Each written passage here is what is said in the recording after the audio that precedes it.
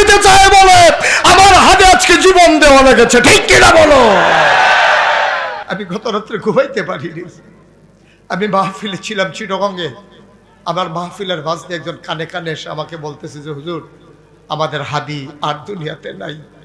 আমি স্তব্ধ হয়ে গেছি, আমি ঘুমাইতে পারি নাই। এই যুবকটা, কলিজার টুকরা যুবকটা, সে তার স্বার্থের জন্য জীবন দেয়। সে ইচ্ছে করলে সে ধনী হইতে পারত, ইচ্ছে করলে তার মেধা ছিল, যোগ্যতা ছিল, গাড়ি বাড়ির মালিক হইতে পারত, কিন্তু সে তার দেশটাকে ভালোবেসেছে, সে তার দিনকে ভালোবেসেছে। কোনো সন্ত্রাস করে নাই, সে তো কোনো লাশ ফালায় নাই, সে তো কোনো ডাকাতি করে নাই, সে তো সাদাবাজি করে নাই, সে তো টেন্ডারবাজি করে নাই, সে তো কোনো সিএনজি স্ট্যান্ড দখল দেয় নাই। যারা সিএনজি স্ট্যান্ড দখল দিল, যারা চাঁদাবাজি করলো, যারা সন্ত্রাস তৈরি করলো, তারা নির্বিঘ্নে বাংলাদেশে ঘুরে বেড়ায়।